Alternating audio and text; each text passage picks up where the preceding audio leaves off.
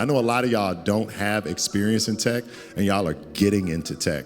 One other thing that I leveraged my previous experience before getting into tech. So I chose specifically to get in financial technology for a reason. I had 5 years experience in banking before deciding to switch to tech. So for me, instead of just applying for random jobs at Google or random tech firms, I looked at companies where they would look at my previous experience and not dismiss it. They actually leveraged my 5 years of banking experience and built that into qualification time for the role itself. So instead of me coming in as an entry-level sales engineer or entry-level technical account manager, and that's actually the job I started as, a technical account manager, they brought me in at a senior level because I had a business degree and I had 5 years experience in banking because the clientele I was gonna be serving in that tech role was a bank. All right, good stuff. So we're gonna go ahead and do some live questions. As you all see, the mic is up here. So if anyone has questions, we do want you to prepare to make your way up. I'm gonna go ahead and get it started with asking a couple questions just to kind of warm things up for y'all. And so we'll go ahead and jump straight into it. So first question I want to ask to my panelists, and this is, anyone can answer this. Do companies... In your opinion, do companies actually want diversity, or do they just want tokens? That was a good one. Y'all like that? Y'all like that? Y'all like that? I thought it was good when I came up with it. Go ahead, Brittany. You got it. Is this on? Okay. Hello? Okay. I cannot speak for every company. Yeah, of course not.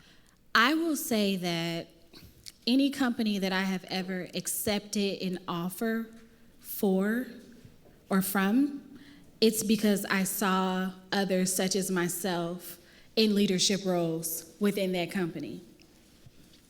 If you are not seeing that, if there's not one person on the interview panel that looks like you may want to rethink some things. That's good. I mean, I can speak a little bit on that. Saying that I do have a company, I will say that 71% of our engineering staff is African American, which is something that you don't really see every day. I've been the only black guy on a lot of different engineering teams. And to be honest with you, I've been a token, and I've also been a part of a company that was really trying to expand and be diverse. So to piggyback off what you said, I think it's just a mix. You'll see companies out there that are very genuine about it, and then you'll see others that are like, hey, I just need to check this box so I don't get canceled, you know? Right. But you can feel that. I think bigger than anything else, I think quickly once you join an organization, it doesn't take long. You can quickly feel the difference.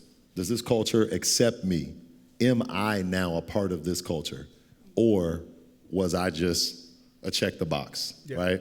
I've been at those organizations, you've probably been there too, and I've quickly made those moves, right? I got what I needed to get out of that role. I learned what I needed to learn. I mastered a new technology, a new, programming language or whatever it was that I needed to get from that, and I quickly moved on, yeah. Right? Because I saw what it was, but guess what? I'm gonna get what I need to get out of this before I move on. If that's how you're gonna play it, great, I'm gonna play it this way as well. So don't be afraid of that. I think for me, I've leveraged every opportunity just as much as they're getting their salaries worth out of me.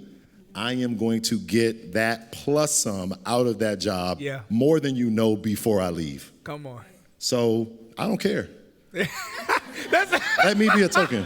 Hey, that's some great. Let me be a token. That's just me. Let me be a token. And then too, if you're diagnosing that could be the situation, you may have an opportunity to be that Black ERG leader or creator. And if you are trying to create that space for others like yourself and it's not being heard and the company doesn't have a budget, and they're not returning your emails regarding that, then you already know what it is.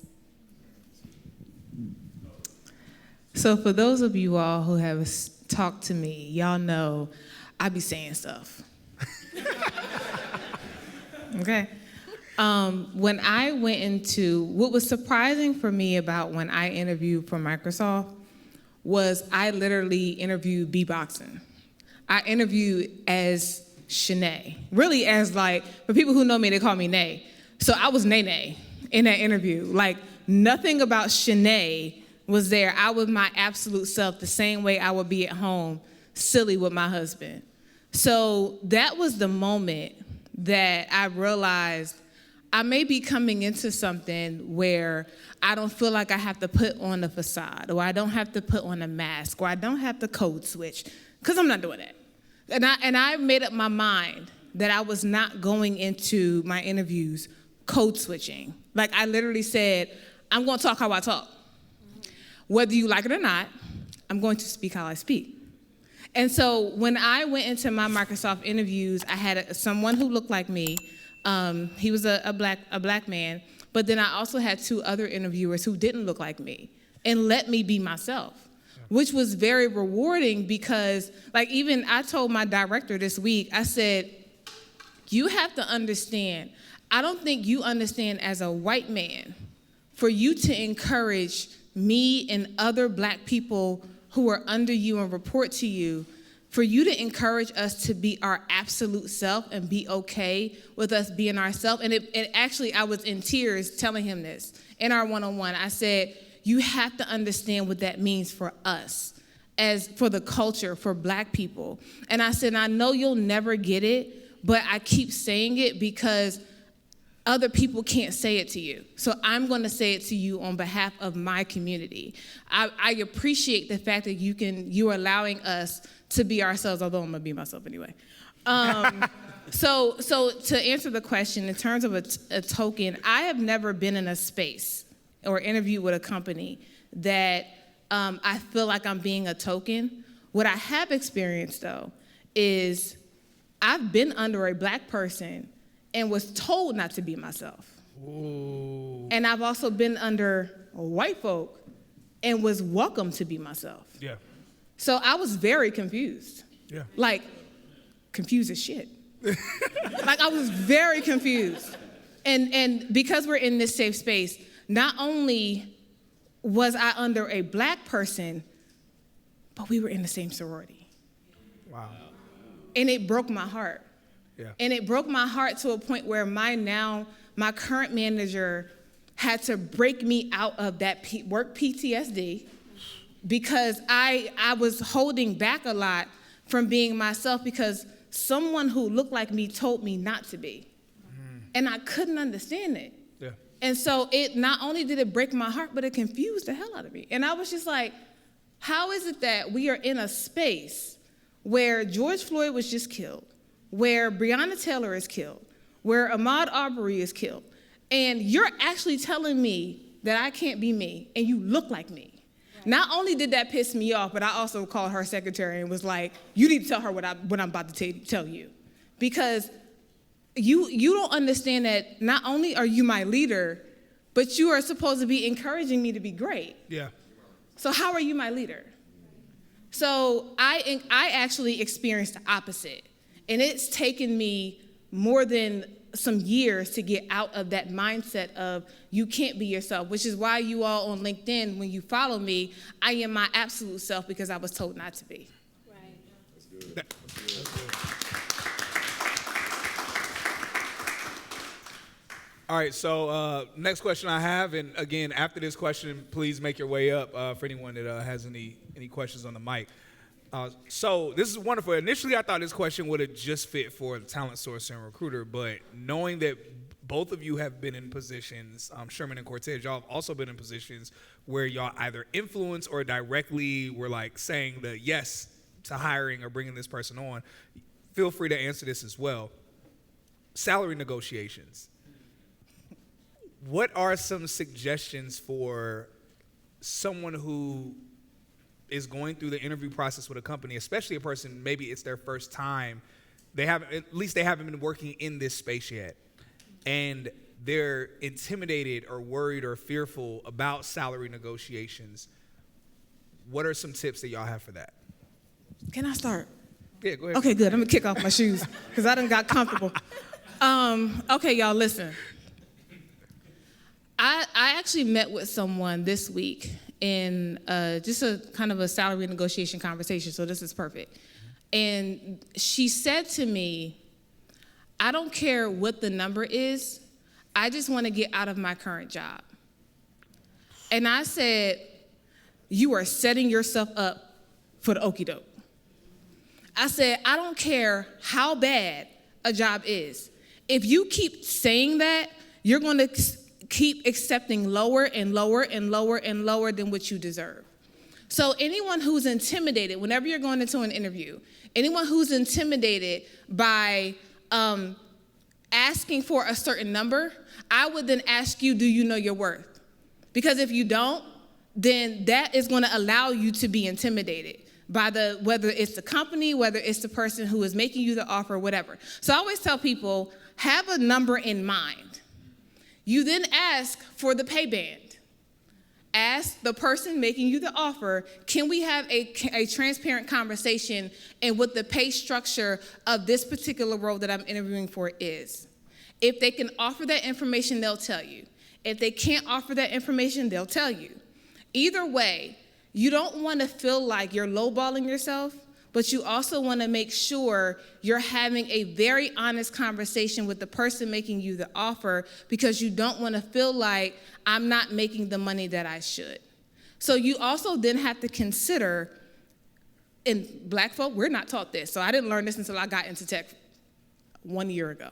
So we're not taught that there is a difference between base salary and total comp. Yeah. I didn't know that until I got into big tech. So you always want to make sure you have a base salary number. And if the person making you the offer asks you, is that your base salary or is that your total comp? If the number is considered low, always say that is your base salary. Because you have to remember, you have to factor in your sign-on bonus and your stock, which is made up of your total comp. Benefits are not included in your total comp. So always have that information and that knowledge, so when you then go into your salary negotiation conversation, you won't be intimidated. Last thing I'll leave you with, and I'll let my other panelists go. If you made it to the salary negotiation part, that means they want you for the job. That means you are qualified and good enough for that job.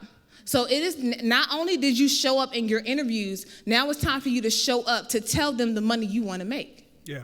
If you decide to accept a certain amount that you know you don't want, you can't then go back once you started and say, can we renegotiate my salary? Because you have accepted something that they've offered. So you have to make sure that if you accept a salary, you know you're accepting a number, and you have to be okay with that. That's good. That's good.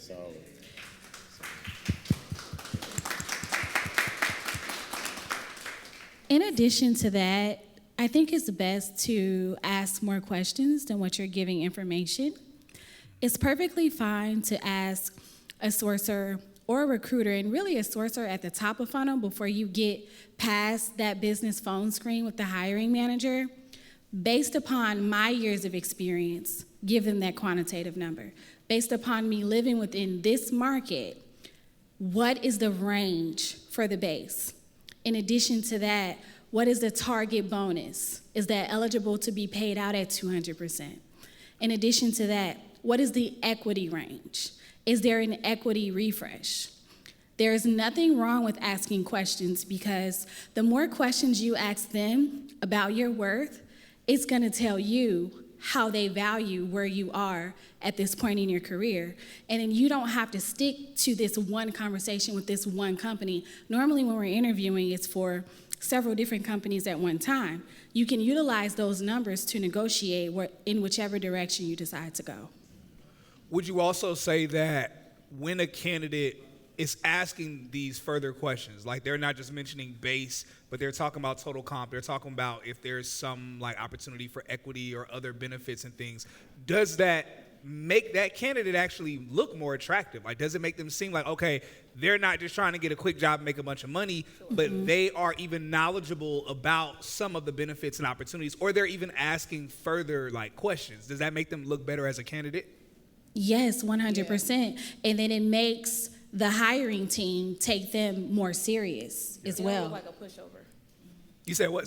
They don't look like a pushover. So if you ask certain questions, like if my candidates ask me certain questions, I know they know what they're talking about. Right.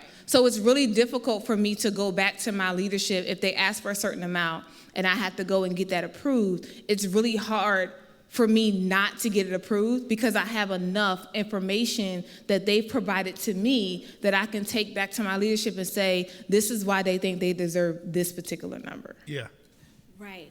And then, you have to think about at some point when you're leaving one job and you're transitioning to another, you would have accumulated some type of bonus within that current role that you are probably not going to get that payout because you're transitioning out. So always take that and use that and leverage a sign-on bonus at every single transition, every one. Does that make sense, what she just said? Yes. Yeah? Okay. Okay, so when they come apply to our jobs, we're gonna say no to everyone that's here, okay, that's in the room. That's some good knowledge. I mean, straight up. I think that's some really good firsthand knowledge. I wish I would have known that when I first got started. I got lucky. I told y'all a little bit of this kind of in the green room before, we came out here today. My first job in tech, that first job, Cyrus, that I had, I got stake in the company. And within 13 months of me joining that company, it was a tech startup. They were based in California. I was working remote, living here in Atlanta. And they decided to sell the company. They sold the company. And I had shares in the company. It was a privately held company. And I got a check in the mail when that sale went through. And that was a game changer. Yeah. That changed my whole trajectory of I'm working in tech and I'm just hustling and I'm doing my thing to I got money. Yeah. I got money. It was different. I came from a lot of places where maybe some of y'all came from. I was the first one in my family to graduate from college. Okay, I was the second one to go, the first one to graduate, right? I had a kid in college while I was in college before I graduated. I wasn't expected to even do anything. So for me, not only was I doing okay by making it in tech, but now I got a 6-figure check in the mail, cash, free and clear, and I'm still working. Yeah. So for me, you said something, and I hope people didn't just let that just pass you by. But don't just look at the salary that you're getting from the organization, but also look at that total comp, look at the equity that you can potentially get in that organization, shares in the company, stock options, re-ups over time. Look at the entire compensation package when you're negotiating that salary, because it's been a game changer for me that's allowed me to be able to do the things that I'm doing now outside of my day-to-day life. But it really started because of the tech startups and the equity I had in those firms. Yeah. And really quickly, if we have time, when you guys receive those RSUs or stock in the form of RSUs, those are paid out over a certain amount of years and dispersed over a certain amount of time or a certain frequency. You can choose to use those RSUs to trade other stock. You can open a stock account. You can decide to cash them out as free cash flow. Hopefully you're keeping them in, but whatever is best for you, just be sure to ask what those options are, because that does matter. So real quick, a couple of things I want to drop on y'all. Start negotiating your salary before your first interview. I do this all the time.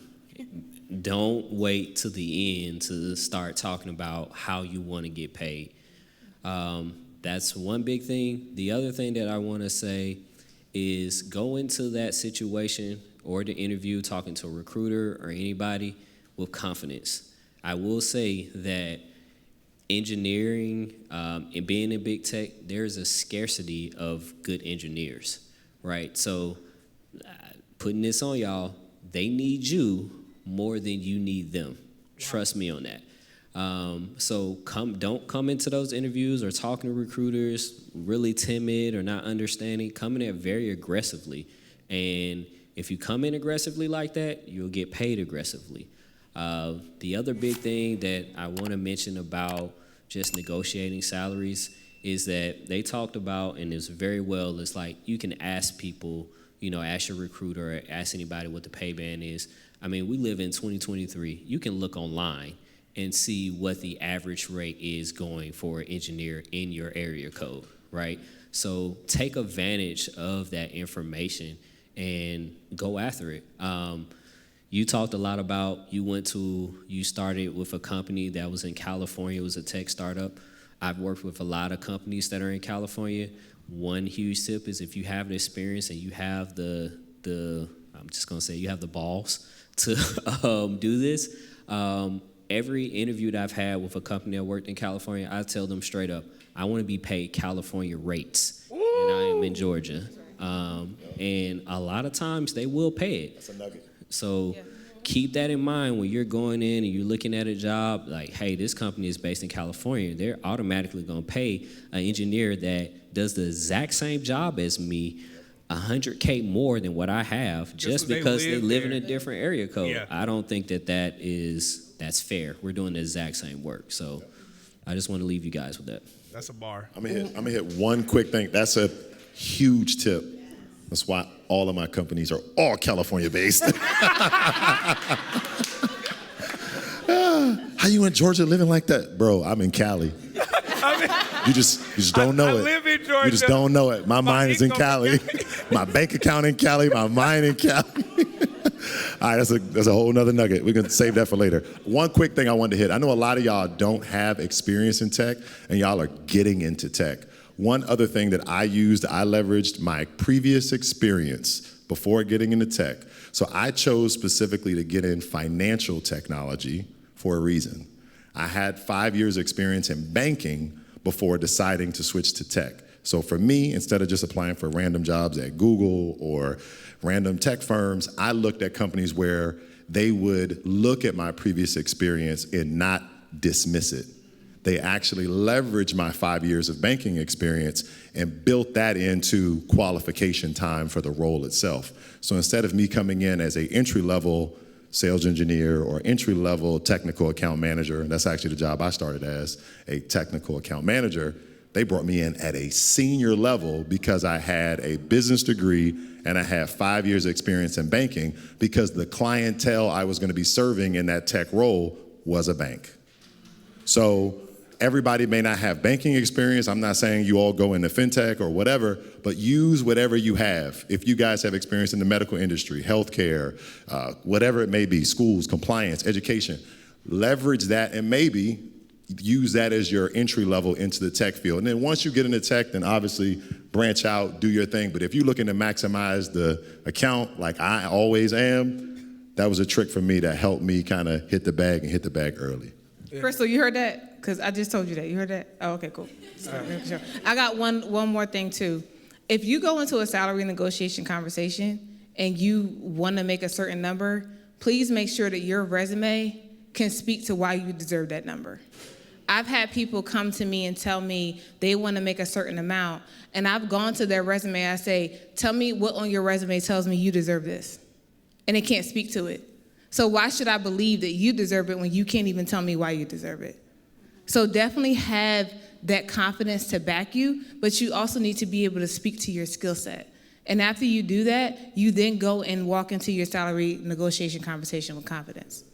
Hold on really quickly. We have to interrupt to give a major shout out to our event sponsor, Careerist. Careerist is the one that actually made our podcast In the Sky happen, them being our main sponsor. But aside from just being a sponsor for Podcast In the Sky, Careerist is actually the tech bootcamp that I did to break into tech. Yes, I did their sales engineering program. I have friends who did their manual QA program, their tech sales program. All of us have broken into tech between about 1 month to 5 months. Most get a job within that range. So definitely check out Careerist. We do have information for a discount that'll be linked somewhere. We'll also have it in the description. But apart from that, we want to thank Careerist for being both a great tech bootcamp as well as the sponsor for our podcast In the Sky. That's good. All right, y'all. So the mic is open for any questions that someone might have. Here come Kyle.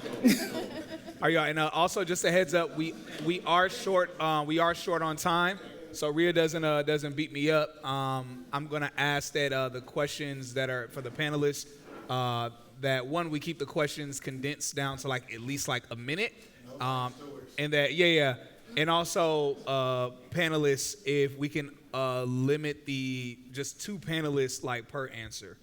and try to also keep it condensed as well. Go ahead. How y'all feeling? Good. Good, cool. All right, so Mr. Cortez, I have a question for you. So you talked about leveraging your experience and also education when breaking into tech. So how much weight, because a lot of people here do take boot camps, how much weight, and this is also a question for recruiters, but how much weight do boot camps hold? And are those recognized as credible accolades That's a good when entering in? Great question. 5 years ago, very little. Today, I would say almost equal playing field to a 4-year degree. You know, I think that pendulum has shifted, right? Cyrus, you would probably agree to that. You've been a beneficiary of that, right? I think now when we're looking at specifically tech roles, we're looking at boot camps and the skill set you're able to bring to the table for those tech roles, right? SRE, engineering, QA, right?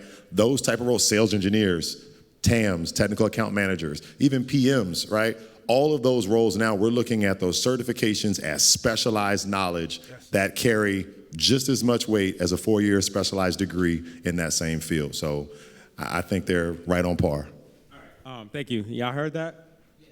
So if you're in a boot camp, you just heard it here first. A good one. A good one. A good one.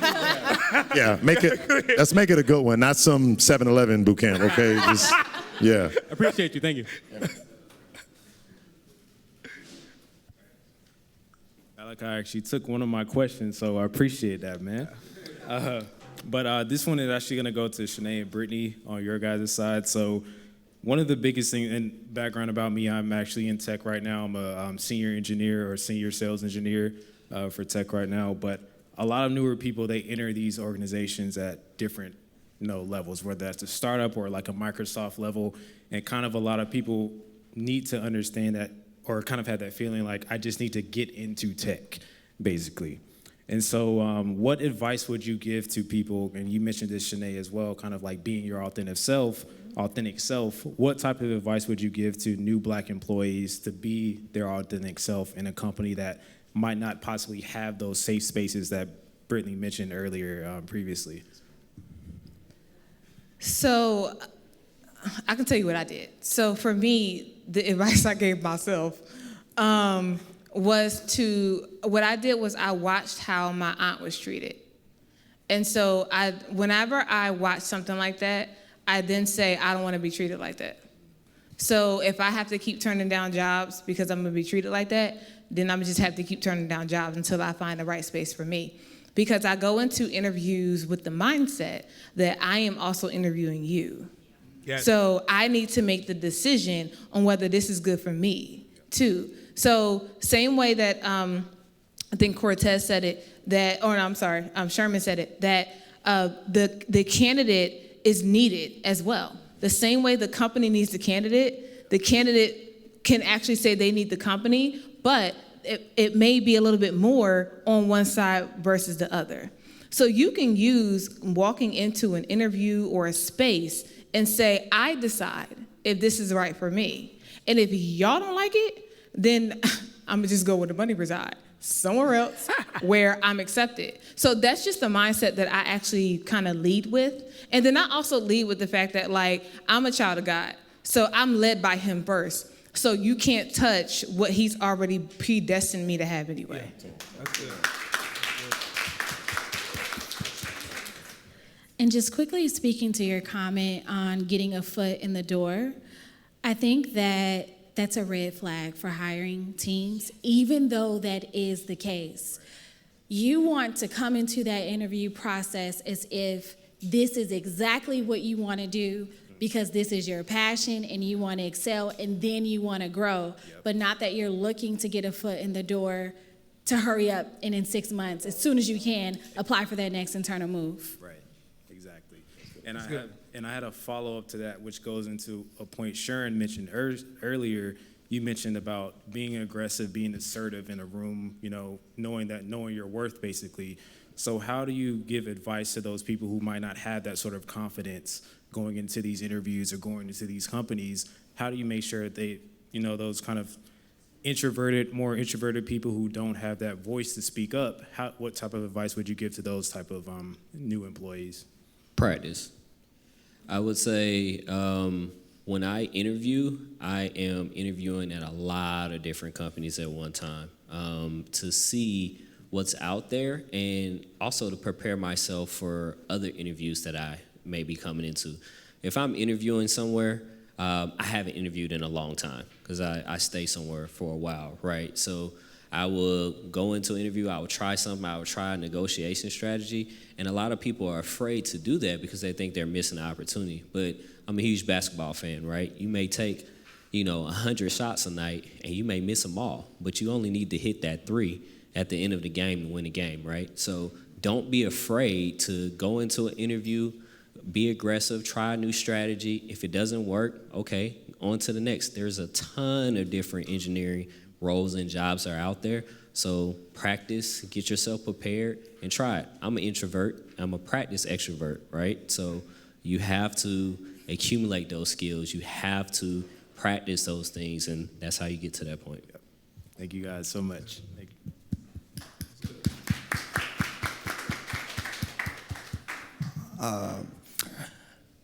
I guess, should I introduce myself first and then answer the question, or? Yeah.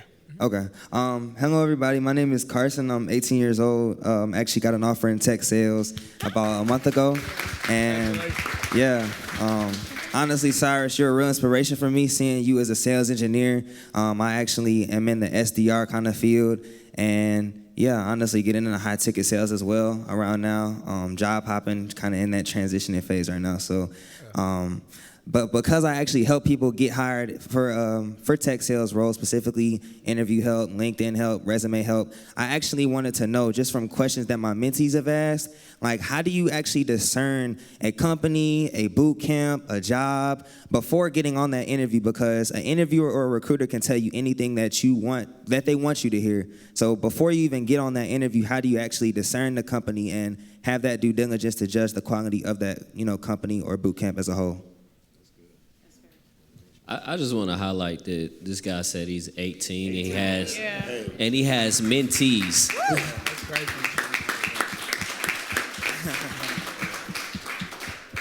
To speak to what you're saying, again, you have to research. You have to go online, understand what that company is offering, what their interview process is.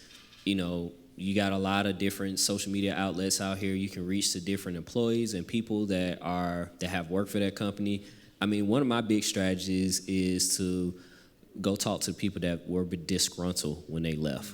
I get a real view of what that company was like, or just the pain points that they may have. Now, take that with a grain of salt, because some people are bitter when they leave, but you want to get that full perspective of that company before you start to entertain it, right? And when you get in those interviews, and I can speak directly to engineering, when I get in front of engineering teams, they interview me, but then it becomes an interview of them, right? I start asking them questions like, hey, what's your culture like? Like, how do your stand-ups, do they run over? How your sprint cadence go? Or how are you doing your planning? I start asking a bunch of different questions, and I use my knowledge and my experience to be able to assess, how this company actually is structured and if it's a good fit for me, right?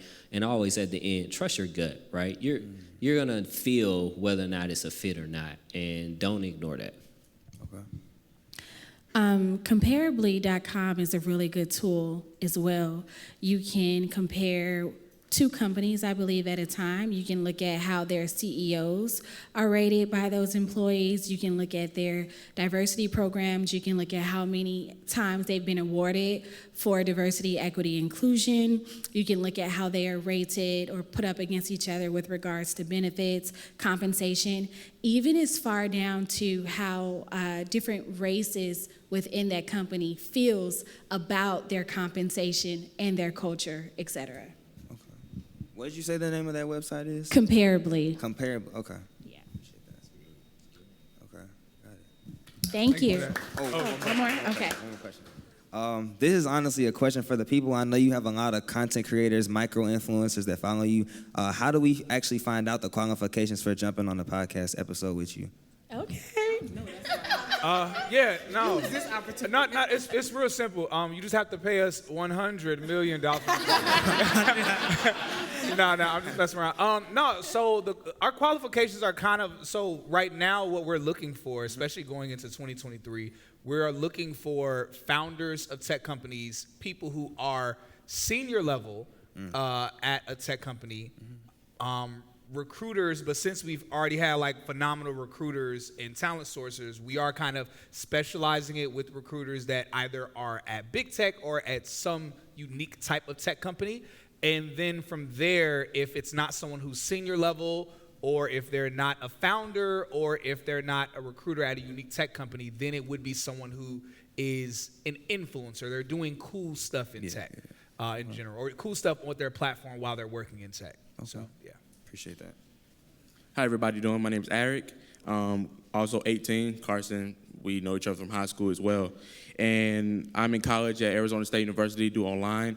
And my question is to you guys, specifically Cortez, how me wanting to go into real estate as well, like you are in, and going into tech as a sophomore in college, how would I be able to navigate through that process and being able to possibly get an internship somewhere, not being a senior just yet, right? Yeah. And being able to leverage something that I might not have just yet, right. But so while I'm doing my studies and everything, that I can do so I can get the best internships possible without maybe it being like Microsoft or Amazon or Uber or something like that, but something that can get me ahead, right. Just like the Bootcamps can, as well as getting a degree as well, if that makes sense. That makes sense. Yeah, I got you. I think I know where you're going. So I could use a very clear example.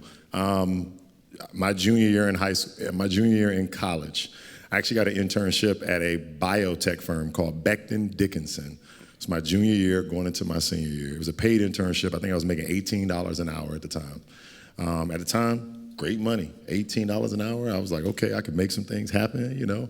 I'm young. I ain't really have no responsibilities at that point. I actually took that money, and this actually is posted on my Instagram page in one of my little highlights. I actually got a place off campus, right? I took that money, moved off campus. I rented a 4-bedroom duplex in Patterson, New Jersey, in the hood. P-Town, stay down. House hacking. From Jersey. That's what you did? House hacking.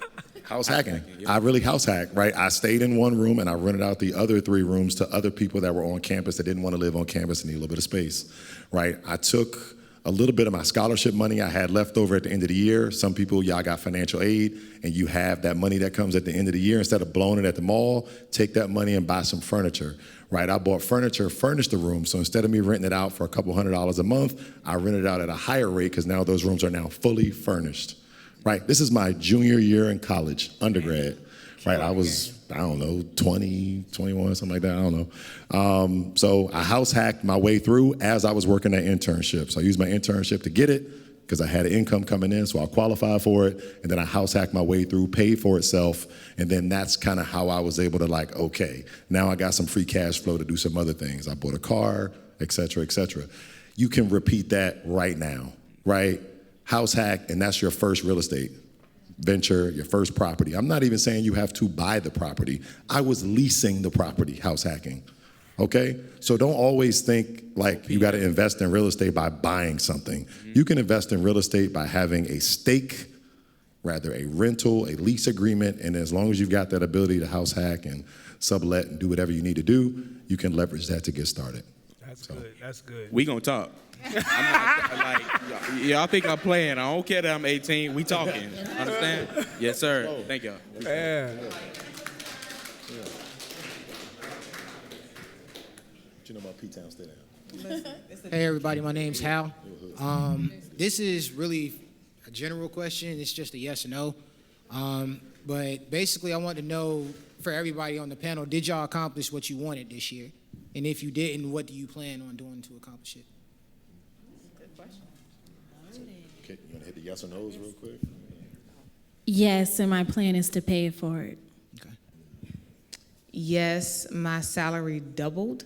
Woo! And I do pay it forward, so yes. Yeah. Amen.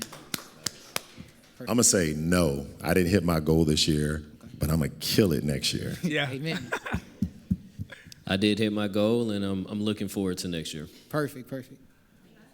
At the beginning of this year, I think it was February, I was hesitant about talking about tech on my social media page. I thought people were going to look at me crazy. It was so different from my content.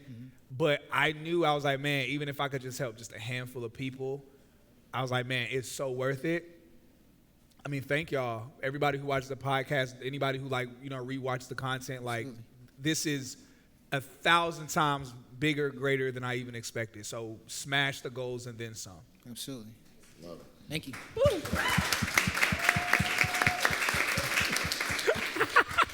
So, how everybody doing? I have a quick question from private sector versus public sector. So, to my understanding, there's kind of a little few, from a recruiting aspect, that private sector tends to frown upon a resume that has a lot of public sector experience, and vice versa. But I haven't necessarily. I feel like I can say I've experienced that, but I don't know, haven't really validated whether that's true. So I wanted to kind of get you guys' opinion on that from being private sector. Do you feel like seeing a lot of public sector is and vice versa? Great question. I have not ran into working or hiring for one hiring team that was like a major deal breaker for. You? No, I haven't. No. I think I've had one experience where I brought on a BA that had, public sector experience, brought her over to private sector. She did extremely well. Right after that, we began to respect that public sector experience more after that. So you're right that there is bias there. I don't know where it came from or why it is the way it is, but we had to do some convincing internally to that hiring committee. Y'all probably know about that experience. Yeah, we had to really fight for her, to get her in. But she did a really great job at our organization, and because of her success, we went back to the well of, wow, okay, this can be successful. So there is probably a little bit of a glass ceiling there, maybe for that crossover, right? That just hasn't happened enough in our spaces, maybe. I don't know what you would say about that, but I think it is beginning to happen more and more. I would actually challenge you to look at it in a different light. If you're in the public sector, you have an immense amount of knowledge to actually provide to a private sector that is trying to get government contracts, that needs to understand compliance, all of those things. So start going after those type of companies that need that, and your value will skyrocket because you'll have other candidates that don't have that experience competing for you at a job that you can run circles around. So I would start looking at it as a strength and start targeting the companies that need that experience. Defense contracting companies, General Dynamics, Northrop Grumman, right? Those are organizations that come to mind, maybe to that example. Lockheed Martin, right? Same thing, right? Anybody who deals in the government space would use, that kind of goes back to the earlier example, right? Use that previous experience, and maybe that's your way in. Okay, thank you.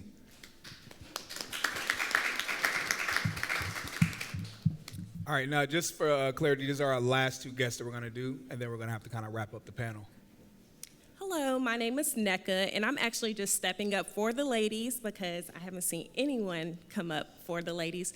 But I feel like it's important for the women to know what are the disadvantages of being a woman in technology and how can they bridge the gap. Because I used to be in technology for 7 years, and I saw some things, and I was just speaking to some of the ladies, so I think it'll be good to let them know that. So from a recruiting perspective, because we are in HR, it is our job, or my job specifically, so that no one is discriminated against. And being a woman of color, I'll be damned. So I start with that.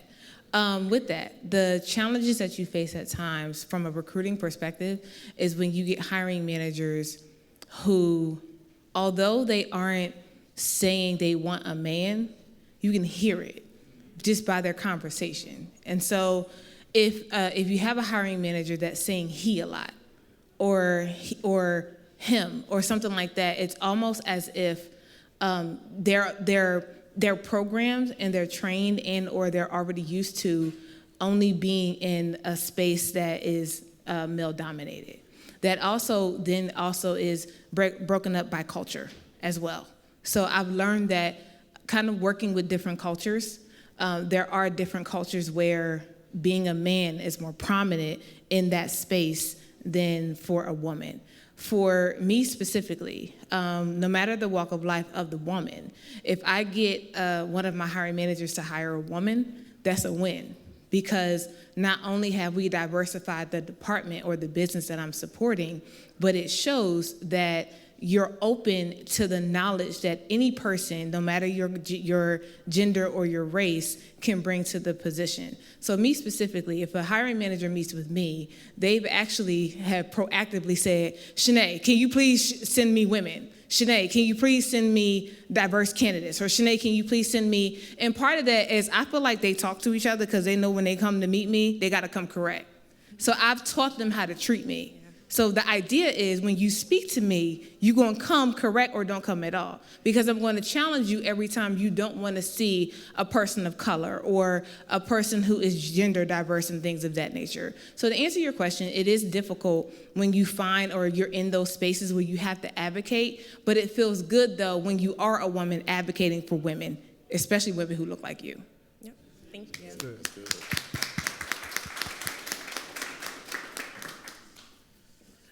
Hello, everyone. My name is Samuel, and the question I have is, so you've all scaled up pretty quickly in tech, and I guess the question is, are there some key metrics that you guys kept track of that would say made a difference in you progressing quicker than the average person in tech?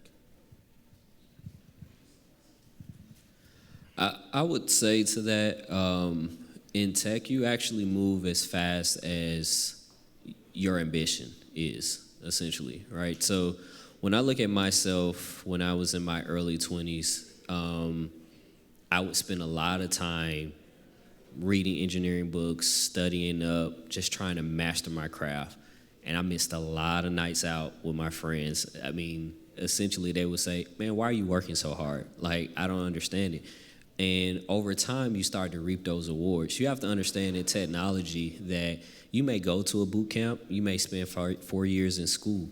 That is not the end of school for you. Like, this is a everyday learning thing. Technology changes faster than anything else in the world. Something that was relevant 6 months ago will not be relevant a year from that day, right? So if you want to grow and scale in tech, you just have to have the hustle and the desire to do it. The opportunities are out there. Like I said, a great engineer, that is a scarcity, right? So if you want to scale in tech, you want to make a lot of money, you want to have a certain position, then do your homework, is what I tell them.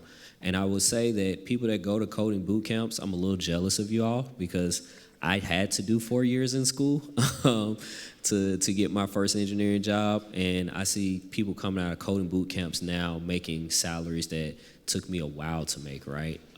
So it's a great and beautiful thing, but also what I do see is a lot of them don't have the passion of engineering.